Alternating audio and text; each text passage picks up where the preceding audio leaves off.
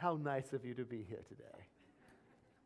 Our topic today is principle is not bound by precedent, which is another way of saying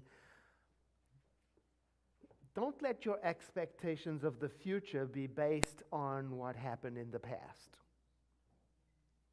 Because the creative power that you use to choose with and create your future isn't limited to what happened in the past. Or another way of saying the same thing is the past isn't always the best guide for making choices about today and the future, because the creative power that works through your choices isn't limited to anything that happened in the past. So that's what we teach over here, that there is a creative power for good in the universe, and you can use it to bring more good into your life and into the world in general, unless, of course, you're restricting what it can do for your life by limiting it to what has gone before in your life. Well, here's a great illustration of what I mean. I found a comic strip it's the Pastoral Search Committee. It's a church looking for a new minister. And the committee is sitting, and I guess it's the chairperson talking to the group saying, basically, we're looking for an innovative pastor with a fresh vision who will inspire our church to remain exactly the same.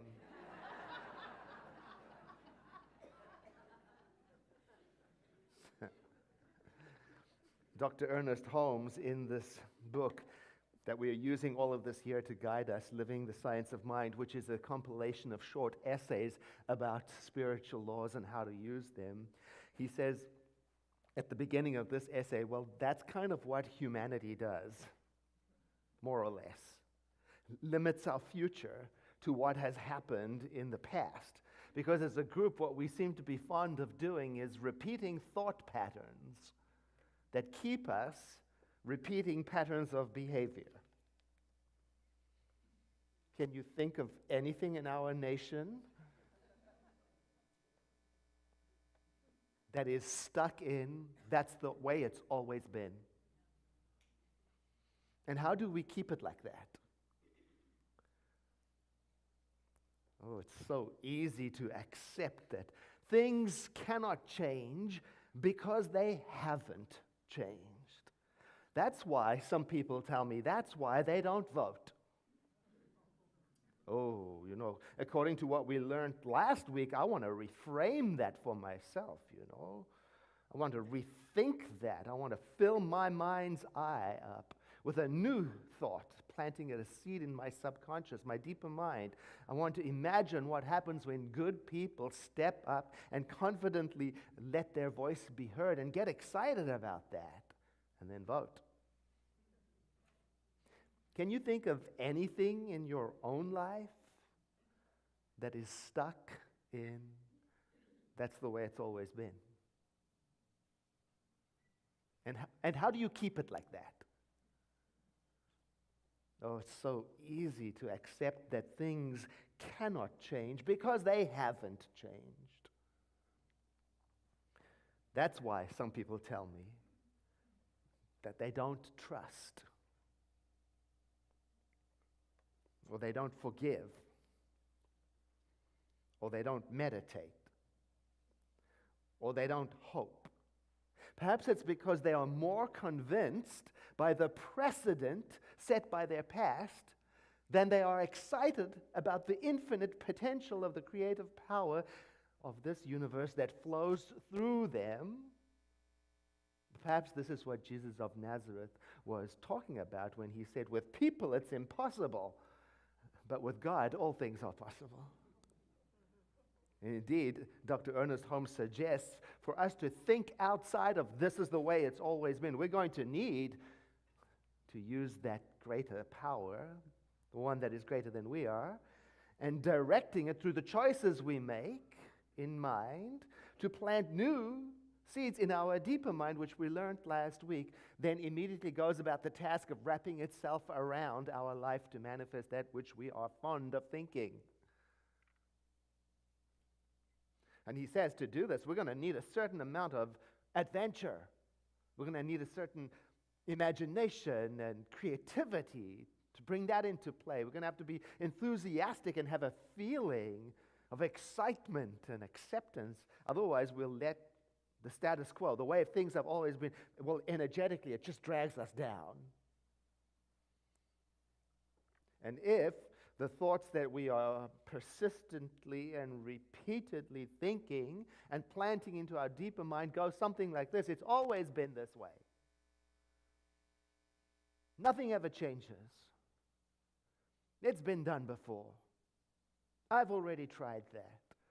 Well, then we might as well expect things to stay the same. Not because the creative power of the universe is limited, but because we are using it in a limiting way. And this can be a problem if I don't even know that I'm doing it. Yes. You and I may not even know that the conditioning we received as infants from our family of origin or the adults around us was setting a trajectory for our lives. And we might discover, if we look closely, that we've been reliving what our family of origin or the adults around us taught us is real. Now, I grew up in South Africa during the apartheid years, That's the time when the whites in South Africa considered themselves to be a superior race. And they taught that to their children. Generation after generation after generation. And many people grew up in that education accepting that that was normal from childhood, from infancy.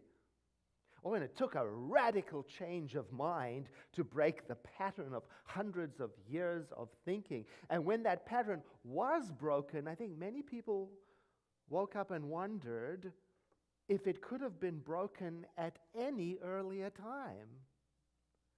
Because, it wasn't changed by force. It was changed by mind, with the support of the international community saying, that is not right. That's not normal. Well, let me read to you a parable. I intended it to be uplifting, but it's perhaps not the most cheerful story. The parable of 5 monkeys. 5 monkeys were placed in a cage for observation. Inside the cage, a banana hung on a string just above a set of stairs leading to it. Before long, one of the monkeys went up the stairs and started to climb towards the banana to retrieve it. As soon as the monkey started up the stairs, the other 4 monkeys were sprayed with ice-cold water. It wasn't long before all the monkeys would physically prevent any other monkey from climbing up the stairs. Then at some point, the ice-cold water was stopped and was taken away and shut off. Then 1 monkey was removed from the cage and replaced with a new monkey. When the newcomer became curious about the stairs and the banana, the other monkeys attacked him as usual. When the newcomer tried again, he was assaulted again, and soon he learned not to approach the stairs. Then another of the original 5 monkeys was removed and replaced with a new one, and as soon as the newcomer went to the stairs, the monkeys attacked him, including the previous newcomer. Then a 3rd original monkey was replaced, and a 4th, and a 5th, and every time the newest monkey tried to climb the stairs, he was attacked. Then at some point, there were no original monkeys left in that cage. And the monkeys had no idea why they were not permitted to climb the stairs, or why they were attacking each other when any one of them went to get a banana. None had ever been sprayed with ice-cold water. Nevertheless, no monkey ever again approached the stairs. Why not? Because as far as they knew, that's the way it always had been.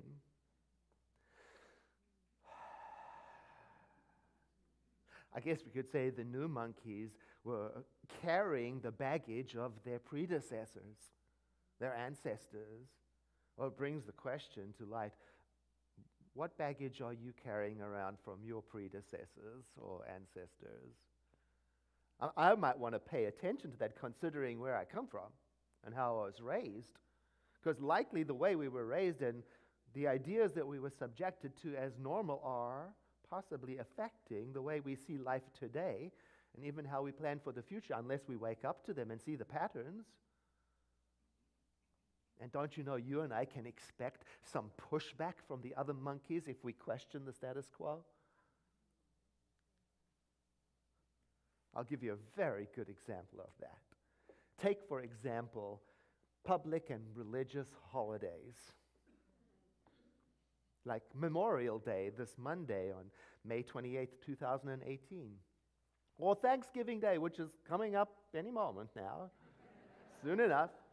Or Christmas, there it is, there it's coming for that matter. Do you know that we have habits and customs on these days that have nothing to do with the original holiday's intention? And many, many people who celebrate it have no idea why it is that we do what we do. But mind you, no one is permitted to question the status quo. You don't believe me?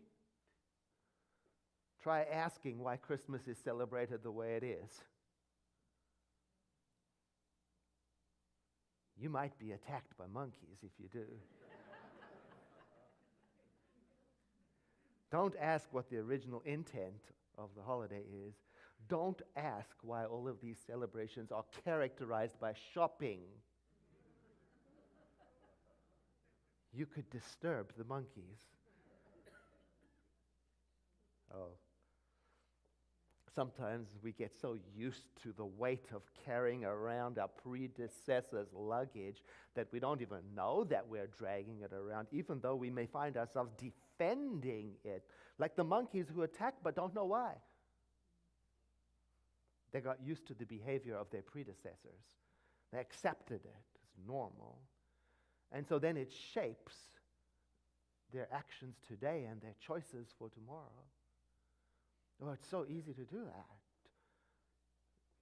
Like becoming used to school shootings. Accepting that is normal for the United States of America. That's normal. Oh, no. No, we learned last week, no. Reframe and rethink. I may not know what to do about it, but I will not accept that as normal. I may not know what to do about it, but I cannot be made to accept it as normal. I may not know what to do about that, but there is a power within me that does know, and I am to use that power to plant a seed of radical newness in my deeper mind about school safety, and I will not allow myself to be lulled into thinking that violence is the pathway to freedom and economic security, even if it has always been that way, because principle is not bound by precedent.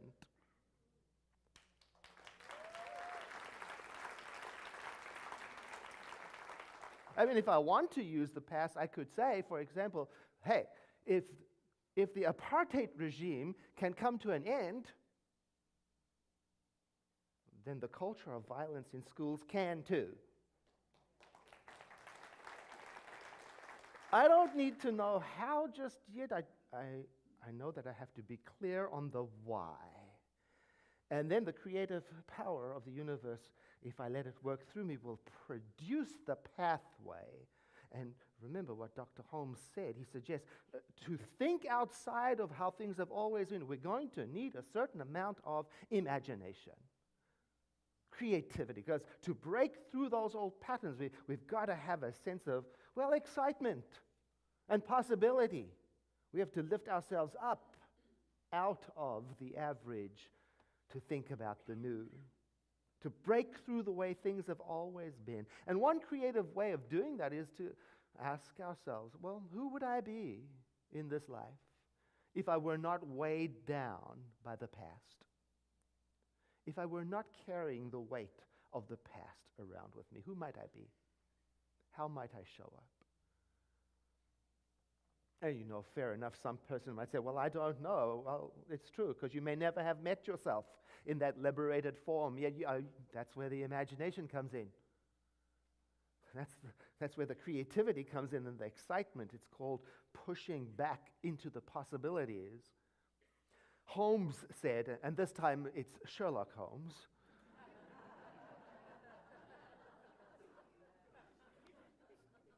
Yes, Sherlock Holmes said in The Curious Incident of the Dog in the Night, he said, the dog did nothing in the night. That was the curious incident.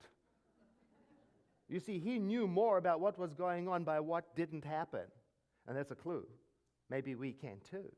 Maybe we can learn something about this life from observing what is not happening. For example, if we're not waking up every morning and shouting, "This is the day the Lord hath made," if we are not looking into everybody's eyes and going, "Oh my, here's another perfect expression of the living universe," if we are not saying to ourselves so often that it is normal, "Oh, there's a powerful good in the universe and it flows through me and I'm Spirit's channel for the expression of great, new, wonderful, yet-to-be glories," then we might rightly conclude that we have either accepted things as being the way they always have been without any hope for change, or maybe we're carrying so much luggage that it's keeping us stuck in those ways and we don't realize we're doing it. But once you start noticing that it's happening, don't beat yourself up. If you find yourself being guilty of dragging around the past, there's a kind of good news in that. Remember, reframe and rethink. Last week, and I do that. This is what I would say to myself. Oh, wow. I have uncovered further evidence of how powerful the creative nature of my thinking is, and now I am ready to use it in a different, new way. I would say that to myself, because that's what you do. That's what you do. You start talking to yourself. That's how you plant new direction in your deeper mind. When you want to start planting new ideas, when you want to get into new patterns, and you want to drop old patterns, when you want to drop the past and let go of things that are preventing you from moving forward, you start talking to yourself in ways that remind you that there is a powerful good in the universe, in ways that can start reframing for you what is going on, in ways that give you hope and confidence. That's what you do. You start making a sincere effort to notice the patterns that are in there, and then neutralize them by announcing statements of a higher truth. For example, here are some thought patterns that can keep a person stuck in the past. This is how it's always been. Now, I'm not accusing you, but you may want to pay attention to some of these. For example, this kind of thinking, where you focus only on the problem. That's when you stub your toe in the morning on a piece of furniture, and then you carry the pain of that into every single thing in the day thereafter, so much so that you don't even notice that your neighbor smiled at you, that you're in a beautiful county, that you're breathing fresh air. In other words, you completely ignore everything, even the positive things in your life, in favor of that pain. You don't let the positive in. You don't let anything good shape your experience. And if you take it to the extreme, this shows up as mentally rehearsing the worst case scenarios. And if you should find yourself focusing on the problems of the world, you might want to say to yourself something like this, and won't you read it with me? There is something within me that is greater than anything that has ever happened to me. There is a powerful good in me, greater than I am, and I'm using it for the benefit of all. Or as this kind of thinking is typically dangerous, generalizing. That's when you're in a relationship and the other person cheats. And so now you think everyone else is a cheat. They kind of look like they are. Might as well be careful. Never quite ever let them in. They're all the same. Now, if you find yourself generalizing, you might want to interrupt that tendency and say to yourself something like this with me. There is something within me that is greater than anything that has ever happened to me. There is a power for good in me, greater than I am, and I am using it for the benefit of all. Or how about this tendency of thought? Oh, taking things personally. You know, that shows up as having a too narrow perspective, or saying it less politely, thinking that the whole world revolves around you, and that can get in the way of seeing the bigger picture. And in the bigger picture is other people's lives, their trials and tribulations, the things that they are struggling with, as well as all of the possibilities that have not yet been realized by you. And it can get in the way of you considering those other possibilities. There's a darker side of this too. Not taking things personally enough. Yeah, the other extreme. You know, that's when you avoid taking any responsibility for the way you show up.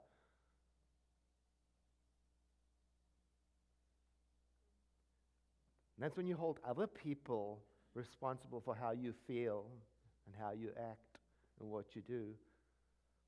That's when you refuse to consider the consequences of keeping on the same path that you've always been on, because that's the way it's always been and that's who I am. Oh, well, if you notice such a trend, you might want to say to yourself, there is something within me that is greater than anything that has ever happened to me. There is a power for good in me, greater than I am, and I'm using it.